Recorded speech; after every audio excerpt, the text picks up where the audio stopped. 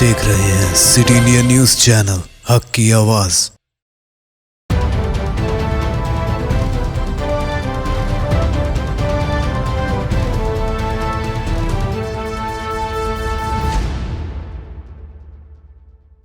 अस्सलाम वालेकुम नाजरीन, सिटी इंडिया न्यूज़ में आपका खैर मक़दम है।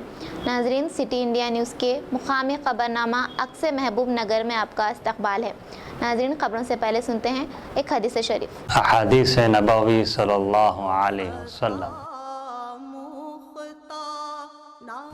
मन यहरमिर रिफ़्क़ यहरमुल खैर कुल्लुहु। मुस्लिम शरीफ। जो शख्स नर्म आदत से महरूम रहा वह सारी भलाई से महरूम रहा।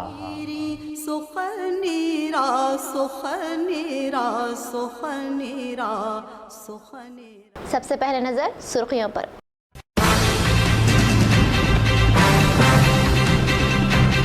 जमात इस्लामी हिंद की जानिब से 3 नवंबर को हैदराबाद में धार्मिक जन मोर्चा। सदर जमात इस्लामी हिंद तेलंगाना हामिद मोहम्मद खान की प्रेस कॉन्फ्रेंस।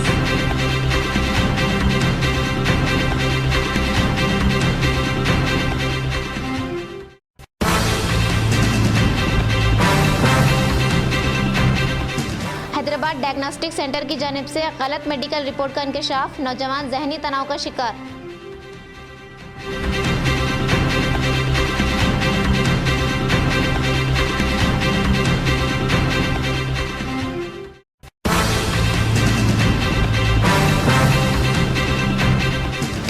को महबूब नगर में Mohammed Naimuddin memorial All India volleyball tournament का इनेकाद।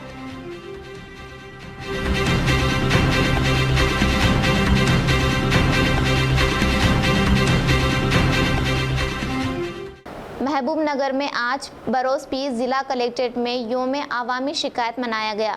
हमेशा की तरह इस हफ्ते भी शिकायत कुंदगान की कसीर तादाद ने आज अपनी शिकायतें दर्ज करवाई।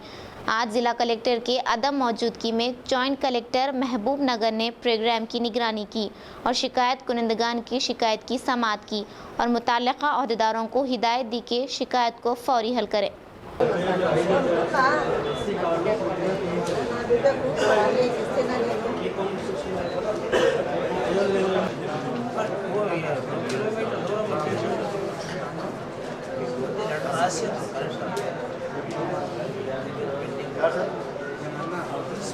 ఈరోజు టీఆర్టీ హెచ్జిటి ఉద్యోగులకు ఈరోజు కౌన్సిలింగ్ నిర్వహిస్తున్నటువంటి సందర్భంగా నూతన ఉద్యోగులకందరికీ కూడా శుభాకాంక్షలు తెలియజేస్తున్నాను।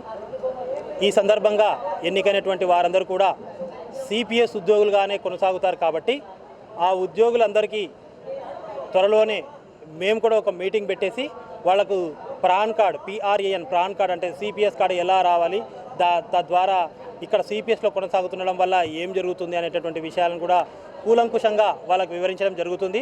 అదేవిధంగా నూతన విద్యార్థులకు ఇన్ని రోజుల తర్వాత ప్రభుత్వం స్పందించినందుకు ప్రభుత్వానికి కూడా మా సంఘ తరఫున ప్రత్యేకమైనటువంటి ధన్యవాదాలు తెలియజేస్తున్నాము। అదేవిధంగా ఇప్పుడున్నటువంటి నూతన ఉద్యోగులు చాలా ఇష్టపడి విద్యార్థులకు బోధించి మంచి పేరు తెచ్చుకొని మన జిల్లాకు, ఉమ్మడి మామనార్ జిల్లాకు మంచి పేరు తేవాలని చెప్పేసి मनस्फूर्तिగా కోరుకుంటున్నాను। आरटीसी हड़ताल के 24वें दिन आज एहतजाजी कायदीन की जानिब से कलेक्ट्रेट के घेराव की अपील की गई थी। आज महबूब नगर में आरटीसी मुलाजिमीन के साथ कांग्रेस और कम्युनिस्ट कायदीन और कारकुनान की कसीर तादाद ने इस प्रोग्राम में हिस्सा लिया और ज़िला कलेक्ट्रेट का ज़बरदस्त मुहासिरा किया और काफ़ी देर तक ज़िला कलेक्टर के दफ्तर के सामने बैठकर धरना दिया। इस प्रोग्राम में शिरकत करने वाले कांग्रेस कायदीन में NP Venkatesh, advocate, PCC secretary Ubaidullah कोतवाल, सदर ज़िला कांग्रेस और दीगर काबिल ज़िक्र हैं।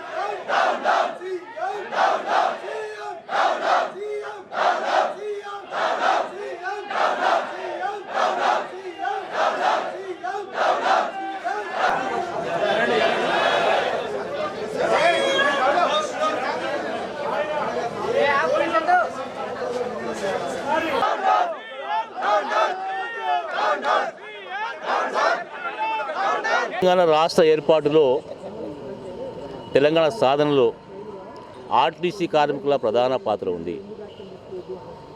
దానికి కారణము తెలంగాణ రాష్ట్రం వస్తే ఆర్టీసీ బాగుపడుతుంది, ఆర్టీసీ కార్మికులు బాగుపడతారు, సంస్థ బాగుపడుతుంది, ఆ సంస్థను ప్రభుత్వ పరంగా గుర్తించాలని చెప్పి ఉద్దేశంతో తెలంగాణ రాష్ట్ర సాధన కొరకు పనిచేసిన కార్మికులు ఈ కార్మికులు.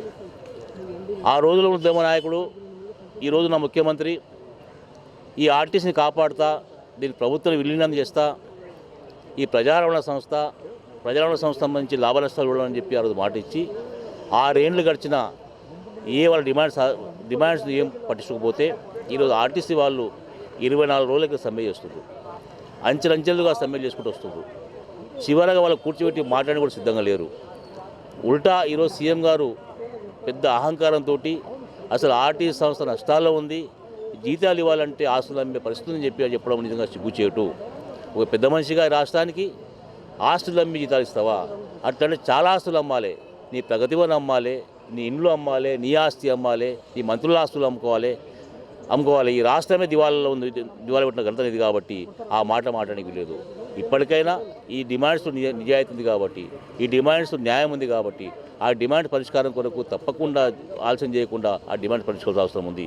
వ్యాప్తంగా 23 రోజులుగా సమ్మె కొనసాగుతూ ఉంది. కేసీఆర్ ఆర్టీసీని అమ్ముకోవడానికి, మేఘా కృష్ణారెడ్డికో మైమోం రామేశ్వరరావుకు అమ్ముకోవడానికి రూట్లను ప్రైవేట్ చేయడానికి చేస్తున్నాడు ఎత్తుగడ. ఆర్టీసీని ప్రభుత్వంలో విలీనం చేస్తానని చెప్పేసి 2014 కరీంనగర్ బహిరంగ సభలో మాట్లాడడం జరిగింది. ఈరోజు ఆర్టీసీని రక్షించాల్సిన అవసరం ఎంతైనా ఉంది. ఆర్టీసీ కార్లకు ఇవ్వాల్సినటువంటి పిఎఫ్ డబ్బులు కానీ, పే స్కేల్ కానీ వెంటనే ఇవ్వాలని, లేని పక్షంలో చాలా పెద్ద ఎత్తున రేపు 30వ తారీఖు అయినటువంటి బహిరంగ సభలో, హైదరాబాద్ బహిరంగ సభలో పెద్ద ఎత్తున సమీకరణ చేస్తాం. అరెస్టులు ఇట్లాంటి చేస్తే పెద్ద ఎక్కడికైనా రోడ్లు జామ్ చేస్తాం. కాబట్టి ఈరోజు జరుగుతున్నటువంటి ఈ ఉద్యమానికి సిఐటి जिला कमेटी संपूर्ण मदद करेगा। हिंदुस्तान एक सेक्युलर मुल्क है और यहाँ कई मज़ाहिब के मानने वाले और कई ज़बानें बोलने वाले एक साथ रहते हैं। हमारे मुल्क में भाईचारगी और कौमी एकजहती की सारी दुनिया के लिए एक नज़ीर है, लेकिन कुछ सालों से कुछ ताकतें इस मुल्क की कौमी एकजहती और भाईचारगी को तबाह और बर्बाद करने की साजिश कर रहे हैं। आज वक्त है कि हम सबको मिलकर मुल्क के दस्तूर और सेक्युलरिज्म और कौमी एकजहती को बचाने की ज़रूरत है। उन्होंने मजीद कहा कि आज मुल्क माशी बहरान से दो चार है और मौजूदा हुकूमत इस खुसूस में कोई ख़ास काम नहीं कर रही है। हामिद मोहम्मद खान ने बताया कि आज हमें मजहब की बुनियाद पर अलग ना होते हुए मुत्तहिदा तौर पर मुल्क की तरक्की और खुशहाली के लिए काम करने की ज़रूरत है। जमात इस्लामी हिंद की जानिब से फ़िरक़ावारियत के जहर को समाज से दूर करने के लिए सभी मज़ाहिब के मानने वाले उलमा, पंडितों और समाजी रहनुमाओं को धार्मिक जन मोर्चा प्रोग्राम मुनक़िद किया जाएगा। ये प्रोग्राम बतारीख 3 नवंबर को अशोका होटल में मुनक़िद होगा। इन्होंने मज़ीद बताया कि इस प्रोग्राम में सभी मज़ाहिब के पेशवा और रहनुमा शिरकत करेंगे। इस मौके पर मोहम्मद शजात अली, मुकामी असीर जमात इस्लामी हिंद और दीगर मौजूद थे। सूरत हाल है, जो मिजाज है हमारे मुल्क का, कभी शिद्दत पसंदी को, तशद्दुद को, जुल्म को कभी गवारा नहीं किया गया है और हम समझते हैं कि हालात बहुत तेज़ी के साथ तब्दील होंगे अगर थोड़ी सी कोशिश की जाए और कुछ हालात के अंदर तगय्युर आ जाए तो तब्दील होंगे। इस वक्त हमारे मुल्क में जो क़ानूनी इदारे हैं वो क़ानूनी इदारे पामाल हो रहे हैं। जिन इदारों को आज़ादाना तौर पर इंडिपेंडेंटली काम करना चाहिए, जैसे enforcement department, CBI, election commissioner और फिर इसी के साथ अदलिया, जुडिशरी और फिर अगर मैं इसको इंक्लूड करूं तो press and media, virtual media, electronic media, इसको इंडिपेंडेंट रहना चाहिए। लेकिन ऐसा महसूस होता है कि अब इस वक्त ये आज़ाद नहीं रहे, इंडिपेंडेंट नहीं रहे। तो ये फिर इसके अलावा क़ानून को अपने हाथ में लेने का रुझान भी बढ़ता जा रहा है कि जिसकी लाठी उसकी भैंस। ये जो रुझान है ये मुल्क की सेहत के लिए और यहाँ के अमन व अमान के लिए अच्छी नहीं है। एक धार्मिक जन मोर्चा के नाम से इसमें श्री श्री श्री चिन्नजीवर स्वामी भी इसके अंदर तशरीफ़ ला रहे हैं, और फिर नानक सिंह नश्तर सिखों की तरफ से, और फिर इसी तरह क्रिश्चियंस की तरफ से भी तकरीबन हम 21 धर्म गुरुओं को वहाँ पर जमा कर रहे हैं, और इनका हम एक फ़ोरम बनाएंगे धार्मिक जन मोर्चा के नाम से। ये लोग बताएंगे कि अपने अपने धर्म में इंसानियत की तालीम किस तरह दी जा रही है और दी गई है, और शराफत और इंसानियत की मज़हब के अंदर क्या अहमियत पाई जाती है, आज़ादी की क्या अहमियत पाई जाती है, ये बताएंगे। इसी तरह हमारे मुल्क के अंदर जो इंटेलेक्चुअल तबका है, जो सहाफ़ी हैं, जो हमारे शायर हैं, अदीब हैं, किताबें लिखने वाले लोग हैं, और रिटायर्ड जजेस हैं, प्रोफेसर्स हैं, ये सब लोग तशवीश के अंदर मुब्तला हैं, और वो समझते हैं कि इस वक्त क़ानून की हुक्मरानी और जो लोग दस्तूर पर अहद कर कर जो इक़्तिदार के अंदर आए हैं, उनका जो गवर्नेंस इस वक्त चल रहा है वो क़ानून से परे है। क़ानून सब के लिए एकसा इस वक्त नहीं है, इसलिए हम चाहते हैं कि क़ानून सब के लिए एकसा हो। तो उसके लिए हमने forum for democracy and communal Amity FDCA के नाम से एक फ़ोरम क़ायम करने का भी हमने बेड़ा उठाया है। दिसंबर के महीने तक हम हमारी रियासत के अंदर ये फ़ोरम क़ायम करेंगे। तो इस तरह मुल्क के हालात को नॉर्मलाइज़ करने के लिए और आम हालात बनाने के लिए, और जो जहर फैलाया जा रहा है फ़िरक़ा परस्ती का, उसका तिर्याख हम इस तरह करना चाहते हैं। और उम्मीद है कि प्रिंट और इलेक्ट्रॉनिक मीडिया का, सोशल मीडिया का हमें ताउन हासिल रहेगा। मैं ये समझता हूँ कि इन्हीं कामों के ज़रिए इस मुल्क के अंदर हालात में तग़य्युर रोनुमा हो सकता है। अश्विनी कुमार, सदर वॉलीबॉल एसोसिएशन ने महबूब नगर में एक सहाफ़ती कॉन्फ्रेंस को मुखातिब करते हुए कहा कि महबूब नगर के मारूफ वॉलीबॉल खिलाड़ी मोहम्मद नईमुद्दीन मरहूम की याद में महबूब नगर डिस्ट्रिक्ट वॉलीबॉल एसोसिएशन की जानिब से एक ऑल इंडिया सतह का वॉलीबॉल टूर्नामेंट का इनेकाद अमल में लाया जा रहा है। इस टूर्नामेंट का 3 नवंबर को शाम 4:30 बजे से आगाज़ होगा। इस टूर्नामेंट में सर्विस, रेलवे वगैरह जैसी टीमें हिस्सा लेंगी। इन्होंने शायकीन खेल कूद से ख्वाहिश की कि वो इस टूर्नामेंट का ज़रूर मुशाहिदा करें और खिलाड़ियों की हिम्मत अफजाई करें। इस मौके पर साबिक DSDO मोहम्मद बशीरुद्दीन, मोहम्मद हनीफ, मोहम्मद समद वगैरह मौजूद थे। महबूब नगर डिस्ट्रिक्ट वॉलीबॉल एसोसिएशन एक टूर्नामेंट करने जा रही है। Naimuddin memorial volleyball India level standard है। टूर्नामेंट नवंबर 1, 2, 3 को होने वाला है, और इसका फर्स्ट प्राइज़ होगा 50,000 मनी प्राइज़, और सेकंड प्राइज़ 30,000, थर्ड प्राइज़ 20,000, कुल मिलाकर के 1 लाख का इनाम है। और ये टूर्नामेंट में भाग लेने वाले टीम है Railways, income tax, central excise and customs, और सर्विसेज का टीम्स AOC भी है और EME, और एक टीम जिंदल का भी शायद वो भी आने वाला है, कंफर्म भी हो गया। वैसे 6 टीम्स रहेंगे। 3 दिन का टूर्नामेंट होगा। टूर्नामेंट शाम को 4:30 बजे शुरू होता है और रात को 8:30 बजे तक।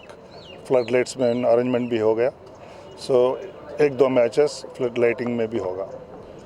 और इस टूर्नामेंट का प्राइज़ मनी डिस्ट्रीब्यूशन के लिए हमारा स्पोर्ट्स मिनिस्टर है श्रीनिवास गौड़, जो महबूब नगर के MLA हैं, वो चीफ गेस्ट रहेंगे। और इनाग्रेशन के लिए रोनाल्ड रोज, कलेक्टर महबूब नगर के, उससे इनाग्रेशन करवाएंगे।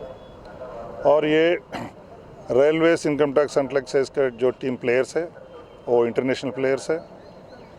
और ये टूर्नामेंट की वजह से महबूब नगर टाउन के यूथ और डिस्ट्रिक्ट के भी वॉलीबॉल प्लेयर्स के लिए, सबके लिए बहुत बड़ा इंकरेजमेंट होगा। इससे क्या है, महबूब नगर डिस्ट्रिक्ट वॉलीबॉल एसोसिएशन का और तेलंगाना वॉलीबॉल एसोसिएशन का मकसद ये है, पूरा हमारा यूथ ऐसे ग्राउंड्स में खेलने वाले खेलों में भाग ले, और उससे उनका कैरियर का प्रॉस्पेक्ट्स भी अच्छा रहेंगे और उनका सोचने का ढंग भी बेहतरीन हो जाएगा। और ये टूर्नामेंट लास्ट ईयर ही हम करने वाले थे, लेकिन इलेक्शंस की वजह से डिस्टर्बेंस था, इसलिए हम नहीं कर सके। इस बार ये टीम्स पूरे ये टाइम पे अवेलेबल है, इसलिए हम नवंबर 1 और 3 को ये कर रहे हैं। और ये टूर्नामेंट बहुत बड़ा अट्रैक्शन रहेगा महाबूबनगर डिस्ट्रिक्ट के लिए। और मैं पूरा पब्लिक से अपील करता हूँ कि उनका जो भी स्टूडेंट्स है, कॉलेज के स्टूडेंट्स है या स्कूल का स्टूडेंट्स है, वो सबको लाए और दिखाए और इसका फ़ायदा ले। डायग्नोस्टिक लैब की जानिब से गलत रिपोर्ट दिए जाने पर एक नौजवान खुदकुशी की तरफ रागिब हुआ था। ईमान कमेटी के अहदेदारों ने उसको समझाकर इंतहाई इक़दाम करने से रोका। सदर ईमान कमेटी मोहम्मद सलीम ने आज महबूब नगर में एक सहाफ़ती कॉन्फ्रेंस को मुखातिब करते हुए कहा कि शहर महबूब नगर का एक नौजवान बागर्ज़ रोज़गार कुवैत जाने के इरादे से वीज़ा के लिए दरख्वास्त देता है। वीज़ा की मंजूरी से कबल इस नौजवान को मेडिकल टेस्ट के लिए हैदराबाद डायग्नोस्टिक सेंटर रवाना किया गया, जहां टेस्ट के बाद ये कहा गया कि उस नौजवान को HIV+AIDS का मर्ज़ है। इस खबर को सुनते ही वो नौजवान हवास बाख्ता हो जाता है और ख़ुदकुशी का इरादा करता है।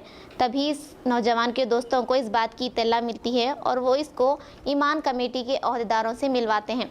तब महबूब नगर में इस नौजवान का दोबारा टेस्ट किया जाता है तो HIV- बताता है। फिर 2 और लैब में इस नौजवान का टेस्ट करवाया गया, तब भी HIV- बताया गया, जिस पर ईमान कमेटी के अहदेदारों ने उस नौजवान के साथ हैदराबाद के पंजागुट्टा पुलिस स्टेशन में हैदराबाद डायग्नोस्टिक सेंटर के खिलाफ शिकायत दर्ज की गई। लेकिन पुलिस की जानिब से बेइत्तनाई का मज़ाहिरे को देखकर ईमान कमेटी के अहदेदारों ने आज एक सहाफ़ती कॉन्फ्रेंस के ज़रिए हुकूमत से मुतालबा किया कि वो फौरी इस डायग्नोस्टिक सेंटर के ज़िम्मेदारों के खिलाफ कार्रवाई की जाए और इस लैब को मुहिर बंद करने का मुतालबा किया। इस पर कम्युनिस्ट कायद क्रूमूर्ति मोहम्मद गौस वगैरह मौजूद थे। फर्स्ट दिन जब HIV पॉजिटिव है बोल स्टाम्प लगाए, इन्होंने लिख के दे डॉक्टर्स वहाँ के, जब इनका रवैया, इनकी गैर जिम्मेदाराना हरकत थी, लेकिन जैसे पेपर में आ गया, पब्लिक में आ गया, तो थोड़ा इनके रवैये में नरमी पैदा हो गई। नरमी पैदा हो के हम बात करेंगे, आपको ऐसा करेंगे वैसा करेंगे, बराबर उसको दिलासा देके समझाने के मैनेज करने की कोशिश करें। लेकिन ये जो नौजवान जो है हमारे पास आके ऐसा किस्सा सुनाने के बाद हम लोग क्या करें, पंजागुट्टा PS गए। पंजागुट्टा PS में इनके खिलाफ एक शिकायत भी दर्ज कराए। कुछ वहाँ पर कुछ खास रिपोर्ट नहीं है हमारे को। उसके बाद हम असिस्टेंट कमिश्नर ऑफ पुलिस उनसे भी मुलाकात करें, तो उन्होंने भी बुला के बात करें वहाँ के डायग्नोस्टिक सेंटर से। लेकिन आज तक जो मेन जिम्मेदार है वहाँ की पुलिस, इनको अब तक भी बुलाने में नहीं है। जो जर्नली जो स्टाफ में काम करते हैं वो से लोगों को बुला रहे हैं, बात कर रहे हैं, भेज रहे हैं, तो वहाँ पर भी कुछ ज़्यादा हमारे को रिस्पॉन्स नहीं आ रहा।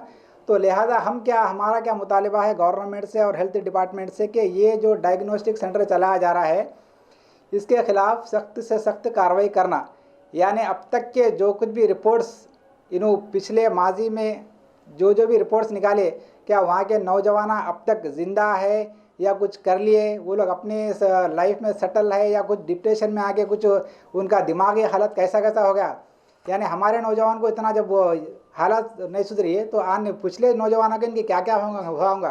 तो हमारा मुतालबा ये है कि पिछले जितने भी रिकॉर्ड्स हैं इनके रिकॉर्ड्स चेक करना, इनके रिकॉर्ड्स चेक करके इनका जो स्टाफ है, इनके जो डॉक्टर्स है, इनके खिलाफ सख्त से सख्त कार्रवाई करना और जो है सो हमारे वहाँ के पूरा डायग्नोस्टिक सेंटर को बैंड करने का हमारा मुतालिबा है। जिला नागर कर्नूल कलवाकुर्ती गुरुकुल गिरजना स्कूल बराए उन्नास के 9वीं जमात की तालिबा जिसका ताल्लुक अचमपेट से था, जो अपनी तालीम ख़त्म कर रात 10 बजे स्कूल से बाहर चली गई। सुबह स्कूल में तालिबा की अदम मौजूदगी पाकर प्रिंसिपल ने बरोज़ इतवार शाम 5 बजे तालिबा के वालिदैन को इत्तला दी। वालिदैन ने इत्तला पाकर पुलिस में शिकायत दर्ज की। बाद शिकायत पुलिस ने तफ्तीश का काम जारी किया, जिनके नाम ये हैं: D पावनी अचमपेट, D राजेश्वरी अमराबाद, नागेश्वरी रामपुर लिंगाल मंडल, K सुजाता बेलमूर मंडल। విజయరామ్ రెడ్డి ట్రైబల్ గురుకులం కల్వకుర్తి. 4 అమ్మాయిలు 9th క్లాస్ పిల్లలు. సండే రోజు సాటర్డే నైట్ స్టడీ తర్వాత 10:30 ఆ ప్రాంతంలో మిస్ అయినట్టుగా తెలుస్తుంది. దాని కంప్లీట్గా యాక్చువల్గా నైట్ కాబట్టి వాచ్మెన్స్ రెస్పాన్సిబిలిటీ అని సెక్రటరీ గారి ఆదేశానుసారం వాళ్ళ ఇద్దరిని విధుల నుంచి తొలగించడం. అంటే ఇప్పుడు సీసీ కెమెరాస్ అవి ఉన్నాయి కదా సార్, పరిశీలన చేసినా కానీ యాక్చువల్గా బ్యాక్ రావట్లేదు, యాక్చువల్గా బ్యాక్ తిప్పితే రావట్లేదు. సార్ ఎవరైనా sir Nirmala attend sir night watchmens. Watchmens కాకుండా ఇప్పుడు పర్యవేక్షణ ఎవరు ఉన్నారు?